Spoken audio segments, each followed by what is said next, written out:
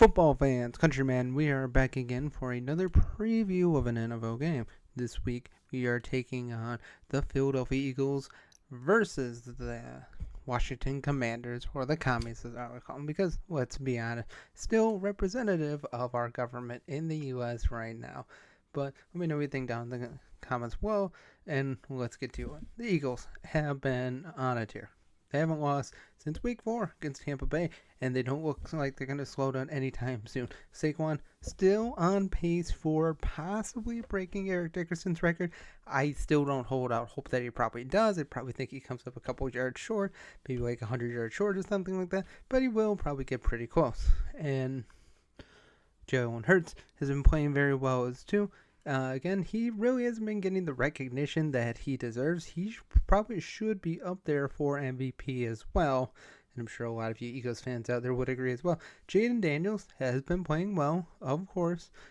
Probably a good bet, or one of the good bets to win the offensive rookie of the year. Although, to be honest, if Bo Nix continues to play like he has been, and yeah, he very well could beat up Bo Nix, but I think right now it's still Bo Nix's to win. But JaydenDaniels still does have a chance, especially if he pulls out the win this week against the Eagles. Brian Robinson Jr., he's been hit or miss, but when he's in there, he's really effective. We'll see how effective he is this week, because going up against the Eagles, that defense is legit, especially in the secondary. Quinyon Mitchell, Cooper DeJean have been absolutely electric in that secondary. They've been so good, limiting basically every team's best receiver that they played to, under 50 yards or so, and just receiving the opponent's receiving yards to average 114 a game, which is pretty darn good. They played up against some pretty darn good teams, and man, the Eagles are probably going to win this game, just flat out. I think the big thing for Washington is Zach Ertz, because Zach Ertz had a pretty good game against the Eagles the first time these teams play. Probably one of the only good bright spots in that game, because for the most part, the Eagles just dominated.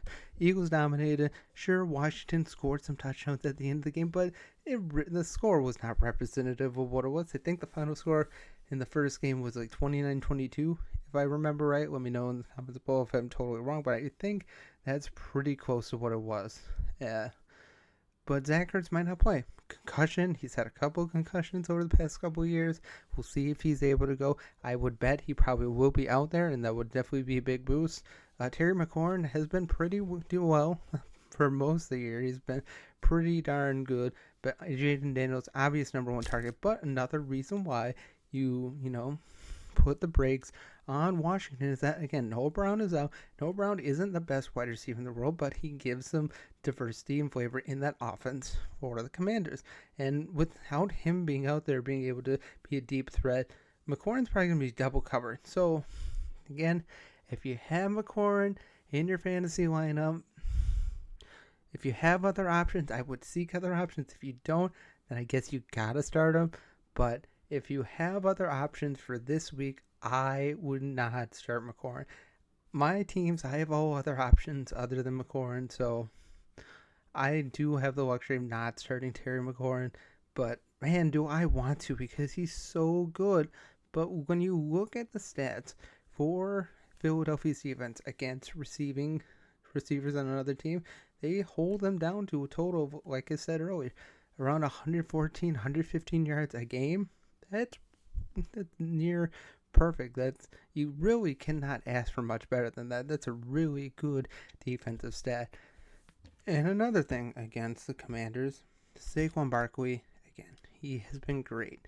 Absolutely tearing it up, giving that team a new dimension, and really allowing Jalen Hurts to shine, taking all the pressure off Jalen Hurts, and Jalen Hurts is just able to be out there and play. It's not all on him. He can always just hand it off to Saquon. It's a luxury in the NFL when you have a great running back like Saquon Barkley. Same thing for the Packers with Josh Jacobs. When you have a good running back, it allows you some flavor and diversity in that offense. And it allows Jalen Hurts to get deep balls down the field and those short intermediate routes, which he is really, really good at. And also, the tush push is always there as well. But yeah, Commanders, they do have a good chance to win, but they have to sustain drives.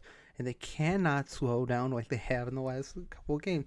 Like last week, they were up huge. They were up like 17-0 on the Saints. That game was in the bag. Absolutely in the bag. But their offense fell apart in the second half, and they slowly allowed the Saints to come back and nearly win that game.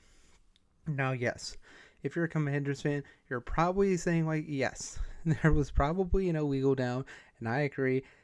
That clock sure ran out before the Saints had a chance to throw that last touchdown. But the Commies were that close to losing. That would have hurt their playoff chances for sure. Now, they still would have been in the playoffs if they had lost.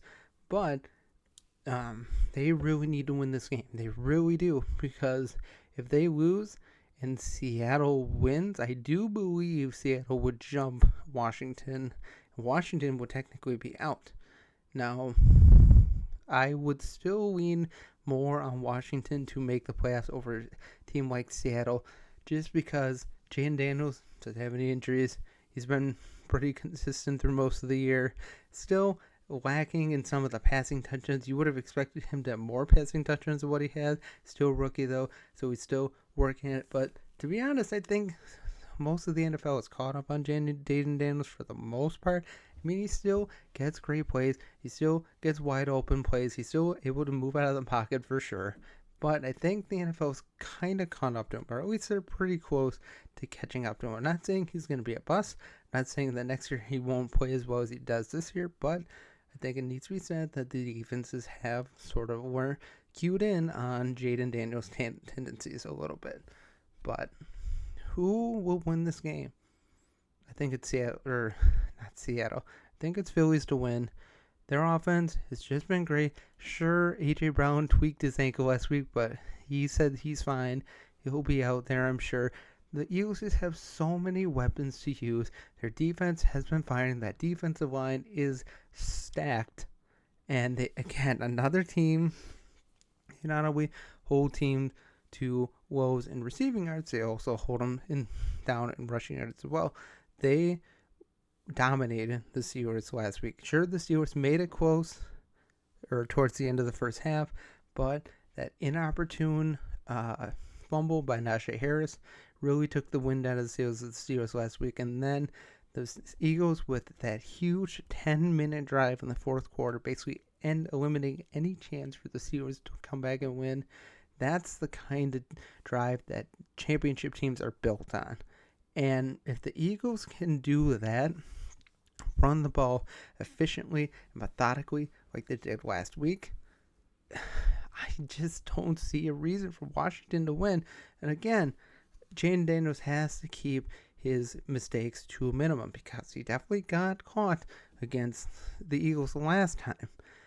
That game was pretty terrible in the beginning of the game. Washington had many opportunities to score or at least keep themselves in the game, but they just couldn't sustain drives, and it's really hard for any team to sustain drives against this defense.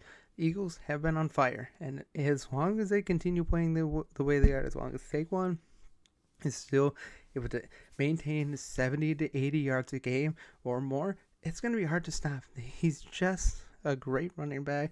He has all the moves. He is just efficient, methodical, and as long as Jalen Hurts keeps down on his miscues like he has for most of the season, I just don't see a reason for Washington to win.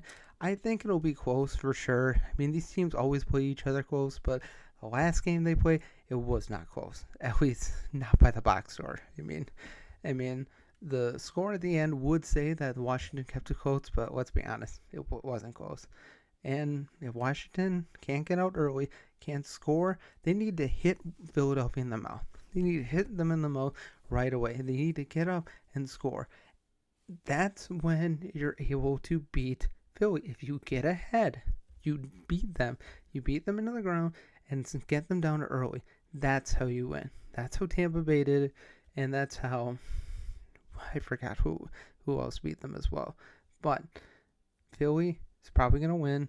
I think overall the game at the end will be score of 28-21 Philly. So It will be relatively close, but I think Philly just has too many weapons, and now they have a legitimate shot to win the number 1 seed in the NFC, and they don't need it, but it would be nice for them to play at home in January in Philly outside than having to go to Detroit in the Dome or, God forbid, Minnesota. But we all know how Minnesota does against Philly in the playoffs. They usually don't win.